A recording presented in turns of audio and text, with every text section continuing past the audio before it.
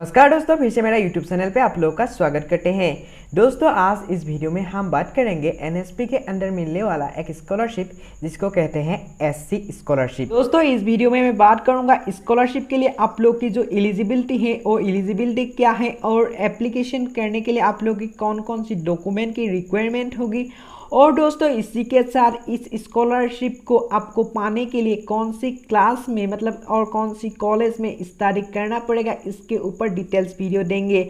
और दोस्तों इस स्कॉलरशिप की जो अप्लाई प्रोसेस है हो शुरू हो चुकी है, और दोस्तों इस स्कॉलरशिप की जो लास्ट डेट है वो भी इस वीडियो में बताने की कोशिश करूंगा। तो दोस्तों इस वीडियो को बिना स्किप करे और देखना, और अच्छे लगे तो वीडियो को लाइक जरूर ठोकना। दोस्तों वीडियो को देख के अच्छा लगे तो चैनल को सब्सक्राइब करना मत भूलना, और इस वीडियो को आप लोग अपने दोस्तों के साथ शेयर करना मत भूलना। तो दोस्तों आइए इस वीडियो को शुरू करते हैं। तो दोस्तों ये guidelines for the central sector scheme of national fellowship and scholarship for higher education of scheduled tribe student, मतलब ये स्कॉलरशिप का नाम है। अब हम बैकग्राउंड को नहीं देखेंगे, बैकग्राउंड में आप लोग को स्कॉलरशिप की नाम लिखा है। और अब हम ऑब्जेक्टिव में जाते हैं। ऑब्जेक्टिव में मतलब आप लोग कौन कौन सी स्टूडेंट अप्लाई कर सकते हैं। फेलोशिप स्कॉलरशिप जो स्टूडेंट एमफिल और पीएचडी कोर्स कर रहा है और वो स्टूडेंट फेलोशिप स्कॉलरशिप के लिए अप्लाई कर सकते हैं। इसी के साथ वो स्टूडेंट्स एसटी से बिलोंग करना पड़ेगा, मतलब एसटी सर्टिफिकेट देना जरूरी है। और दूसरा जो है स्कॉलरशिप, इस स्कॉलरशिप को पाने के लिए आप लोग ग्रेजुएट और पोस्ट ग्रेजुएट में स्टडी करना पड़ेगा।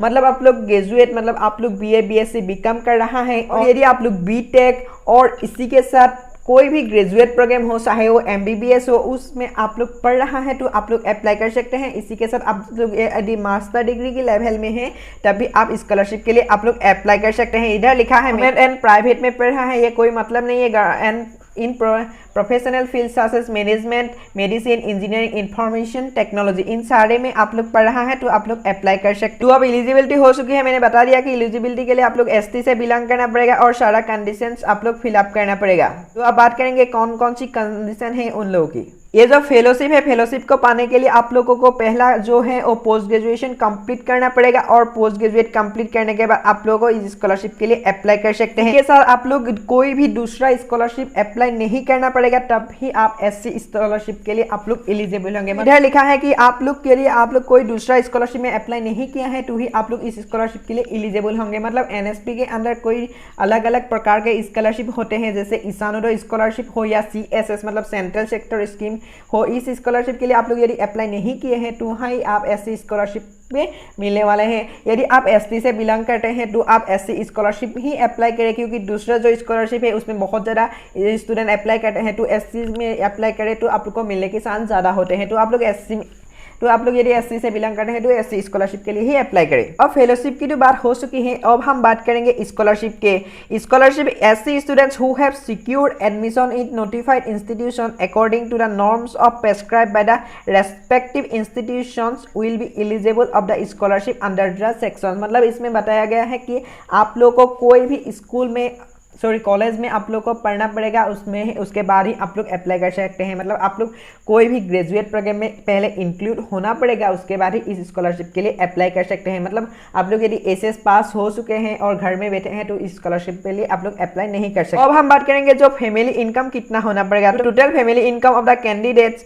To be eligible for the scholarship from all sources should not exceed Rs 6 lakh per annum. मतलब आप लोग को इनकम सर्टिफिकेट देना पड़ेगा, और इनकम सर्टिफिकेट में आप लोग 6 लाख से कम होना पड़ेगा। मतलब आप लोग की यदि पापा मम्मी गल्फ में जॉब करते हैं तब भी कोई मम्मी पापा की इसको जो ईयरली इनकम है वो 6 लाख से कम होते हैं तो आप लोग यदि अप्लाई कर सकते हैं। तो यहाँ लिखा नहीं है कि आप यदि गवर्नमेंट एम्प्लॉय की स्टूडेंट से तो आप लोग अप्लाई नहीं कर सकते। तो आप बहुत लोग पूछते हैं कि मेरे पापा नौकरी करते हैं तो मैं अप्लाई कर सकता हूँ या नहीं, तो आप लोग जरूर अप्लाई कर सकते हैं। इसी के साथ और एक क्वेश्चन फाइनली बहुत आते हैं, हमारे जो इनकम है वो बहुत कम है तो हमें स्कॉलरशिप मिलने के चांस है या नहीं। तो ये जो क्वेश्चन है कि कम है तो मिल सकता है कि नहीं, तो 6 लाख से कम है, 6 लाख से कम है या 5,99,000 हो या 1 लाख हो, आप लोग की दोनों के सेम जो वैल्यू है वो होगी। सिलेक्शन ऑफ स्टूडेंट्स मतलब आप लोग सिलेक्ट कैसे होंगे, सिलेक्ट होने के लिए आप लोग को तो आप लोग जो यूनिवर्सिटी ग्रांट कमीशन से ग्रांट होने की इंस्टीट्यूशन में पढ़ना पड़ेगा। उसी के साथ जो प्रोसीड्योर है मतलब आप लोग को कैसे सिलेक्ट करेगा, यहाँ लिखा है कि the ministry of tribal affairs is authorised to select and notify the list of reputed premier institutions. मतलब आप लोग को जो ट्राइबल अफेयर्स है उन लोग ही इस स्कॉलरशिप की जो लिस्ट है वो बनाएगा। तो स्लॉट्स कितना है वो यहाँ लिखा है, आप लोग को स्लॉट्स कितना है। तो फेलोशिप स्टूडेंट्स के लिए आप लोग को 750 स्टूडेंट्स फेलोशिप स्कॉलरशिप में अप्लाई कर सकते हैं। तो मतलब आप लोग को बहुत ज़्यादा चांस है आप लोग फेलोशिप स्कॉलरशिप को मिलने की। बात करेंगे कि जो कि एससी स्कॉलरशिप जो है, जो आप लोग डिग्री की हैं उन लोगों की जो स्लॉट्स है वो कितना है।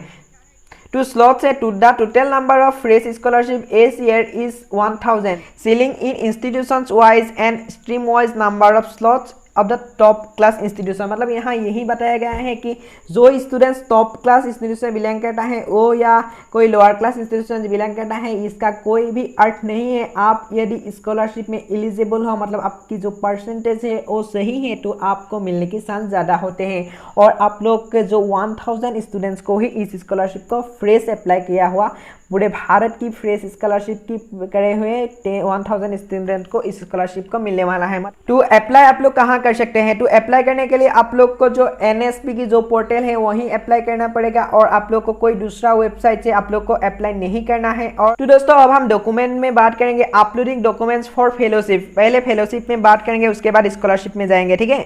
फेलोशिप की बात करें तो आप लोग को फॉर रजिस्ट्रेशन के लिए आप लोग को फोटोग्राफ चाहिए, कास्ट सर्टिफिकेट चाहिए, बीपीएल कार्ड चाहिए इफ एप्लीकेबल, मतलब आप लोग के पास बीपीएल कार्ड है तो देना और नहीं है तो आप लोग फिर भी अप्लाई कर सकते हैं। उसके बाद सही आप लोग को पोस्ट ग्रेजुएट पासिंग सर्टिफिकेट, मतलब आप लोग यदि मास्टर डिग्री कर चुके हैं तो आप लोग उनकी जो सर्टिफिकेट है वो दे दीजिए। यदि आप लोग फिजिकली हैंडीकैप हैं तो उसकी भी सर्टिफिकेट दे दें। एप्लीकेशन करने के बाद आप लोग यदि सिलेक्ट हो जाए तो उसके बाद आप लोगों को कुछ डॉक्यूमेंट देना पड़ेगा। तो पहला है non judicial bond original to be produced at the time of joining. ये बॉन्ड है वो कहाँ से मिलेगा वो आप लोग बाद में बताएंगे। तो अब लोग हम बात करेंगे दूसरा जो certificate of the head of the department institution starting at the necessary facilities will be provided by the college university institution in case in the candidate selection for the fellowship। मतलब ये आप लोग की कॉलेज ही दे देगा। Two details about the project, आप लोग की कौन सी प्रोजेक्ट के बारे में डिटेल्स कर रहे हैं, मतलब आप लोग कौन सी प्रोजेक्ट में रिसर्च कर रहे हैं उसकी आप लोग को डिटेल्स की एक पेपर देना पड़ेगा। उसके बाद आप लोग को अवार्ड लेटर देना पड़ेगा। ये अवार्ड लेटर क्या है मुझे तो नहीं मालूम, आप लोग जानते हैं तो कमेंट करना। तो इसी के साथ आप लोग को ज्वाइनिंग रिपोर्ट भी देना पड़ेगा। तो उसके बाद आप लोग को देखना पड़ेगा अपग्रेडेशन सर्टिफिकेट। उसके बाद proof of bank account in the name of the student, मतलब आप लोग खुद की बैंक अकाउंट देना पड़ेगा। डिसबर्समेंट ऑफ फेलोशिप टू, यहाँ आप लोग continuation of certificate from the institution.